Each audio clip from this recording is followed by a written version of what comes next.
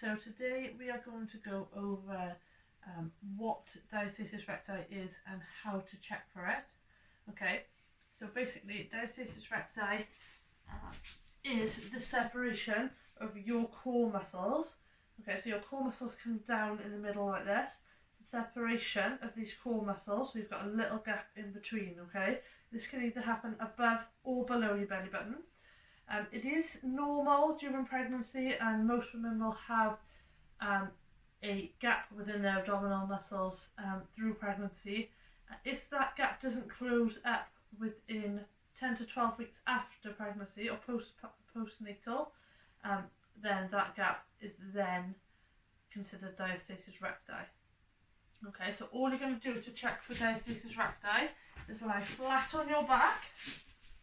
Okay, you're going to breathe out, lift your head slightly, keep your shoulders on the floor, and you're going to feel above, all the way up, and below your belly button. Okay, so there's a few things we need to check for. So first of all, you are checking for the depth of your gap between your abdominal muscles. Okay, so you need to check for the depth of the gap, how wide the gap is, and you also need to check in 3 places. Okay, so if you slightly lift your head up, fingers just above your belly button or around your belly button, and then just feel the width. So turn your hand that way, feel the width of your gap, and then turn your hand the other way and feel the depth. Okay, you also need to come down and relax. You also need to go up a bit higher on your abdominal wall and lift up, and then feel there as well. Have you got a gap? Is it quite wide, or is it maybe like just one finger? And then how deep is the gap all the way up? The last place you need to check is below your belly button. Okay, so just below your belly button, same thing, head up. You need to keep your shoulders on the floor, and then just feel that area as well. Depth and width. Okay, and relax. Okay. So if you do have a gap in any of those areas, and you are more than 12 weeks postnatal, then that is considered diastasis recti. It is nothing to be worried about. Okay. If you are having problems, you can go and see a women's physiotherapist, but most cases of diastasis recti can be helped or even healed with some simple core and pelvic floor exercises.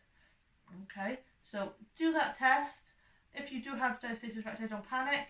Just be careful with doing things like any sort of crunching movements and also lifting.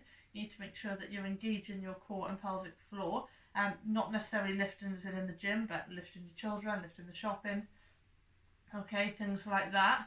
And also simple things like lying down and sitting up. So automatically then we just lie down on the floor. Okay, but that movement, that crunch, increases the pressure in your abdominal wall. So even things like lying down in bed or getting up out of bed, go sideways, lie down sideways, and then roll onto your back.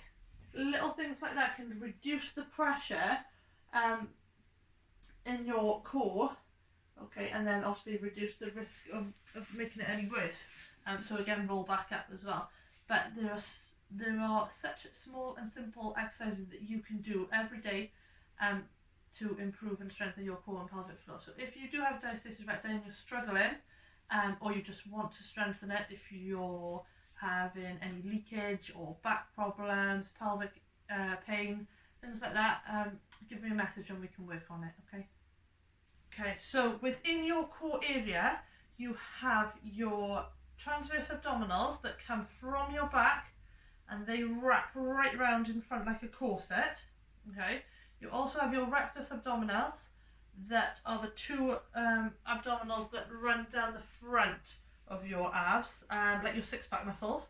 Okay, and then in between the rectus abdominis you have a strip of connective tissue called the linea alba.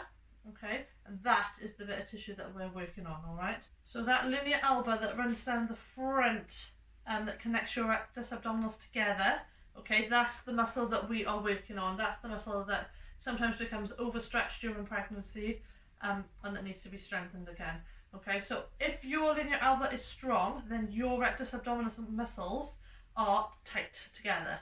Okay, if there is any weakness there, then they kind of look like this.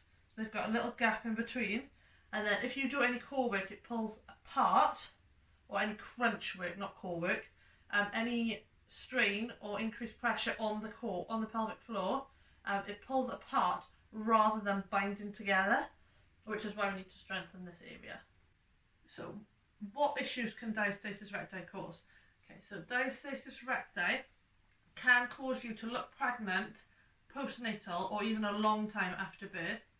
Okay, it gives us that sort of a mum pooch or that belly pooch lower down in your abdomen. It can also cause back pain, pelvic pain, problems with leakage or bladder control, things like that.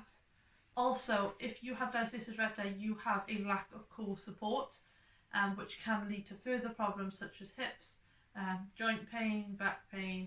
I think I've mentioned all of those things as well. Okay. Also, it can lead to mums kind of feeling socially awkward or uncomfortable, especially if it results in things like leakage and things like that. Okay, so it is really important.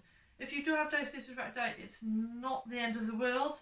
There are exercises that can be done to strengthen and help fix diastasis recti, and honestly guys, these exercises are such small simple exercises that can be done, but they will make a huge difference. Okay.